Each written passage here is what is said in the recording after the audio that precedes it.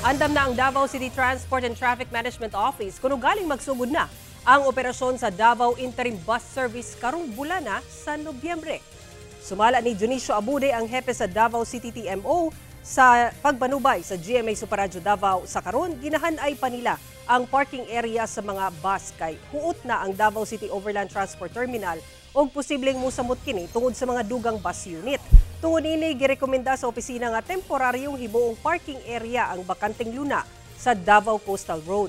Hinuon gisiguro sa Davao City TMO nga andam na sila sa pagbantay sa kadalanan ug pag-regulate sa dagan sa trapiko kung mobiyahe na ang DC Bus. Gilaumang karong bulan sa Nobyembre, magsugod na ang operasyon sa DC Bus nga mobiyahe panahon sa peak hours. Tumong niini nga maalibyuhan ang kakulang sa pampublikong transportasyon sa syudad, samtang ginapaabot pa ang Davao Bus System o ang Davao Public Transport Modernization Program. Gipailaom sa state of calamity ang lungsod sa Mangudadato sa Maguindanao del Sur human kapin 3,000 ka magbanay ang apektado sa pagbaha gumikan sa daot nga panahon sa mga milabay nga adlaw.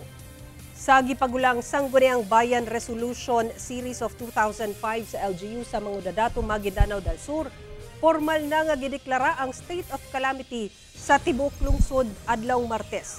Kinigumikan sa grabing epekto sa pagbaha nga dala sa kusog nga ulan ning milabay nga mga adlaw. Base sa Rapid Damage Assessment and Needs Analysis sa MDRRMO, ana sa 3,581 ka magbanay ang apektado kung asa 804 niini ang mibakwit gikan sa 8 ka mga barangay. Tumong sa maong deklarasyon ang pagpunhod sa grabing epekto sa pagbaha ug matutukan sab ang paspas nga pag-release sa calamity funds, paghatod og hinabang, rehabilitation ug recovery efforts.